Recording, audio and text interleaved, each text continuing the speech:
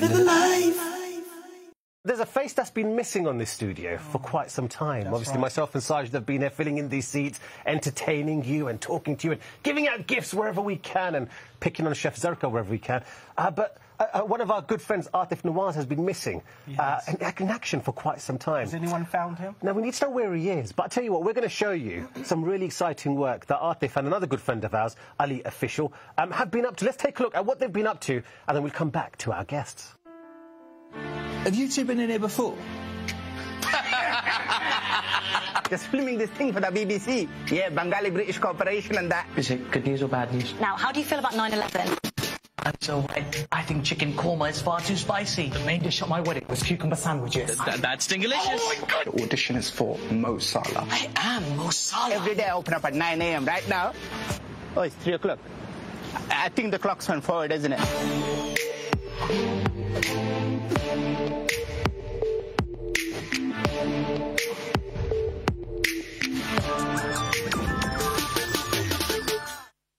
Very pleased, proud and honoured to have with us brothers Aatif Nawaz and Ali Official. Wow.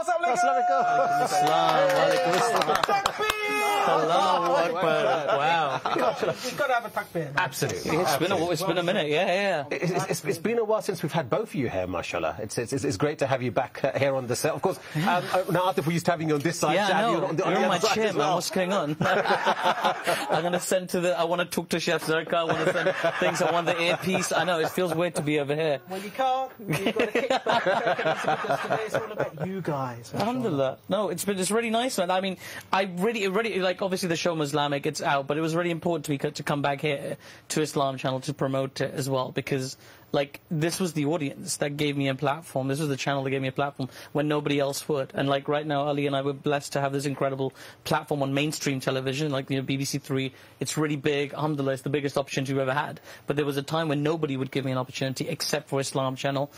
Living the life, you know, me and Basit started together here on Living the Life 4 or 5 years ago now. So, like, I never want that audience to think that, like, okay, bye guys, it's off to, like, mainstream TV. Absolutely not. This show gave me, you know, connected me to my deen.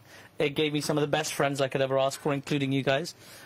Just taught me so much about life, made me a better presenter, better performer, all of it. So it was very important to me personally as well, just to come back here, talk to you guys, and, like, just celebrate the fact that myself and Ali have achieved something. Absolutely. And on a big platform. You know, I have to say, I kind of feel like I share in this. I don't know why I don't, you know, I want to celebrate what you guys have achieved, but I think I can say it for all of us presenters, that to see somebody from our team go on and produce a quality piece of comedy, a quality piece of programming, which is on mainstream television, you know, is testament to the talent that we have here, that one of our guys, one of our colleagues, has, mashallah, gone on to do that. Now, I remember sitting with you in the car when you guys found out about this. I think we were actually heading here. We were coming from your parents, and we were coming here to present Living the Life. And I think Ali called. I think I stayed quiet because you guys were talking on the phone. I was in the car. I remember when you Because I was not aware. Yeah. So just to give the audience some context, the day we found out we got the commission on BBC 3, I instantly called Aatif, and I was like, dude, what are you doing? He's like, I'm driving. I'm like, stop. He's like, why? I'm like, stop, like, you're going to need to. On the A406, like, which way am I going to stop? I'm like, park up. And then he did, and I was like, you know that show we've been working so hard on and writing and putting together? They just commissioned it. Yeah. I did not know you were in the car. So I thought it was just learn something new. I said, why are you stopping for? We're late. Like, living the life is...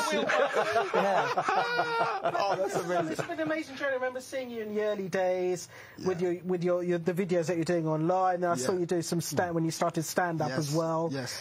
It's been an incredible journey. So how do you feel now? Because did you ever feel...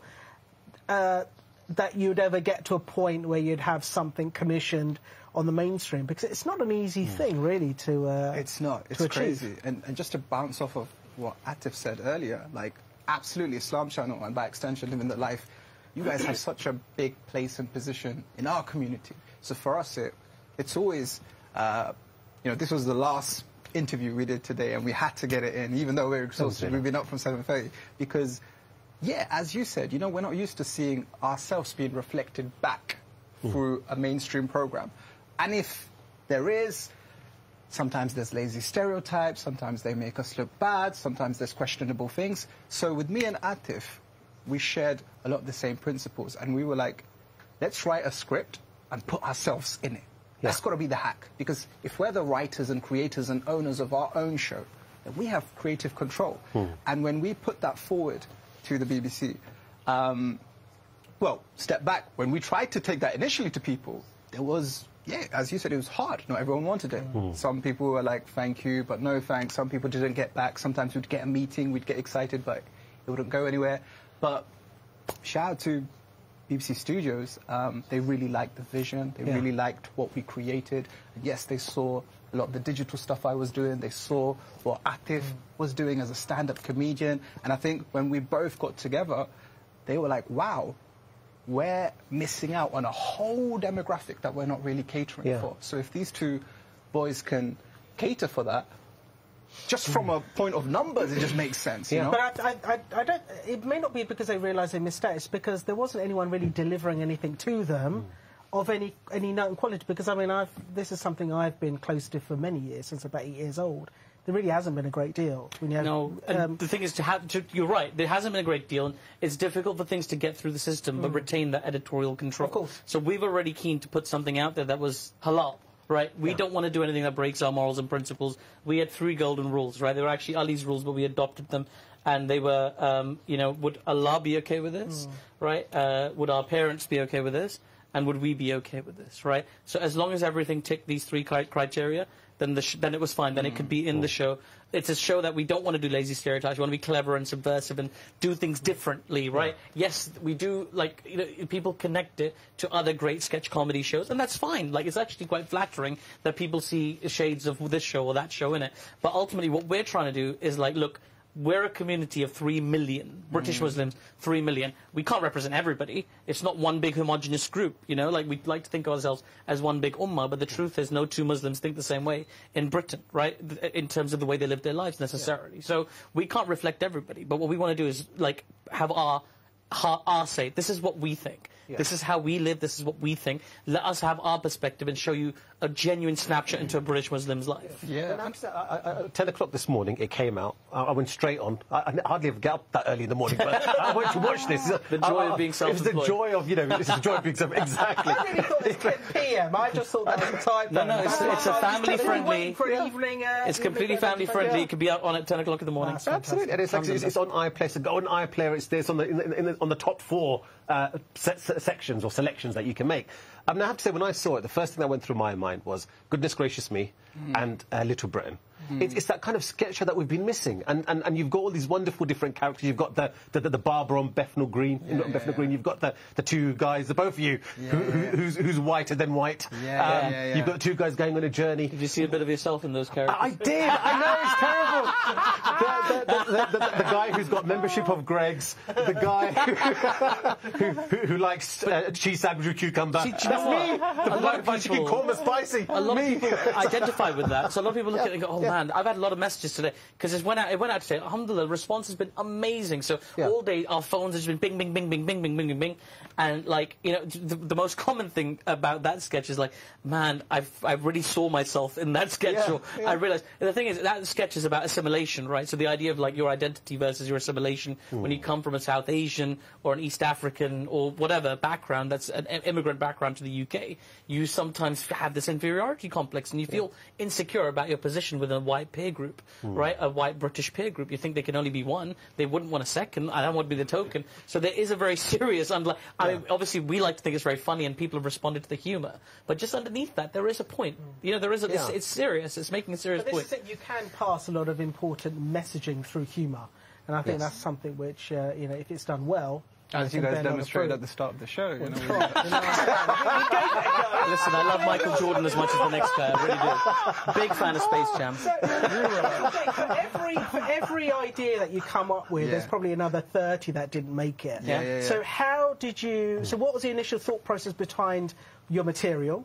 And how did you whittle it from however many ideas you had down to those scenes that we saw? It's a very good question. And it was a very difficult process, because Aatif always says it's like choosing your children, right? We wrote about... Well, that's easy. Well, we had like, what, 100? We had like over 100 sketches? different sketches. And we had to boil it down to 11.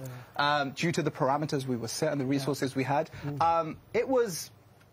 A lot of it was gut instinct. A lot of it was like, okay, if we have 15 minutes to really show what we can do, let's pick these, and then the team agree with it. But I think it triggers a larger conversation. You know, earlier you said, are they missing out? I think from our point of perspective is, internally, are we doing enough to chase positions in that industry? And on the flip side, are they doing enough to seek that talent? So I think it's a twofold thing. But I think now, more than ever before, there is an appetite. There is a genuine need for representation. And I think if we can be the mouthpieces or the mascots for a particular subject, it gives us great pride that, as well as making someone laugh, you can also make them think, or you can But alter because their we're in perception. charge of our own story, right? Rather than other people writing stories who aren't even But from you the know, it's like, community. this worried us. Like, initially, when BBC Three were like, okay, BBC Studios like, okay, we're going to make your show. The first thing you worry about is, and you've experienced this firsthand, I know, right, is like, are they going to make us put salacious things in the content? Yeah. Are they going to make us change this? Are they going to take this away from us, right? And I'm like you know, I know you walked away from a really big opportunity in your life at one stage because you have morals and things that you're strongly moral about your decision. Was very prepared to do that, but alhamdulillah, we were very lucky. We had incredible support we had a fantastic exec producer. We had a great producer as well, who did everything they could to facilitate our vision. Any input they had just helped us sharpen or hone the existing sketches, and we were just very lucky. Like, you know, if somebody critiqued the show, like, I would never be able to say, like, oh, yeah, go talk to the BBC. It was them. They made us. No. That has got our fingerprints all over it. It's us. Yeah. Every word in that show was written by us. Yeah. Every single thing that happened in that show was approved by both of us. And it follows our standards. It was something we're really proud of and we'll stand by all the way through. We did, as you say, got to control our own story. That was a huge part of it. That's good. And obviously, there's a number of characters we were mentioning there. Which one were your favourites? It's very difficult to pick between all of them. I really liked all of them. I think my favourite character, I can't say who it is because it's a reveal in the show, right? It's a secret character. It's something to come out. It's something that it's in the episode. If you haven't seen it yet, it's a surprise element of one character who changes, right? And I like it because in that show, his look involved like really long hair extensions. Right, yes. So, so they put on these really long hair extensions, right? Just like for the character's look. Yeah. And like, it's one of those things. I haven't really had long hair before, you know. Like, you know, Brother Jalal has this really long hair, right? Yeah. So I was feeling like Brother Jalal like all day. I felt like, so I'm walking around like just stroking it and stuff. And then when they eventually took it off, well, like I was like, yeah, it looked like I'm in an ashram or something. So anyway, I went home. They took the wig off and everything. I got in a cab, got home and everything. Had dinner. Then went to sleep and I went to. It was gone. Isn't it? You know, you have this phantom hair thing. But I really enjoyed the look of that character and just performing it. So I think it's got a nice little surprise element to the show. How about Ali for you? For me, I played a character called Mabs the Barber. Who was this lovable but clumsy, over-the-top character, which was so fun to do the voice. And I got the chance to shove shaving foam up Aatif's nose, which was just amazing. I think many of us would love to do that. Do you know what? You you laugh, like he did that, and it went like, because there's a scene where he kind of like, you know, strangles me, right? And suffocates me. And there was a towel, so we had to do it with the shaving foam on my face. He puts a towel on my head, and it's fine, it's all there. But then because he started like moving it around, the shaving foam went all the way up my nose. Oh, no. So I'm kind of ingesting it. I could feel it in my brain, and then I sneezed for 26 minutes, non-stop. And then while I'm sneezing for 26 minutes, I've got the director saying, "Aatif, will you keep it down? We're trying to get another shot." I'm like, "You keep it down. I'm sneezing here. Say Alhamdulillah. Go way outside." That was fun. But you know what I'm looking forward to is meeting Mub's cousins. Because Mabs' cousins, Mabs' cousins. Yeah. Well, this is why we're excited. You know, this is how television works. They put out one episode. They test it. Is it doing okay? What's the press saying? What's Twitter saying? What's the general audience saying? And if it does well, they give us a series. We have loads of ideas for Mabs, loads of like just premises and setups that we have in our heads and laptops that we're just itching to get out. And that's why it's really important for the viewers watching now to spread the word and make sure people tune in, give it as much support, because we want to see more of this, right? Absolutely. Inshallah. So again, for a reminder for everyone who wants to watch it, please tell the viewers at home where they can see it, how they can see it. is out now on BBC iPlayer. You can head over to the app on your phone, on your smart TVs, on your tablets.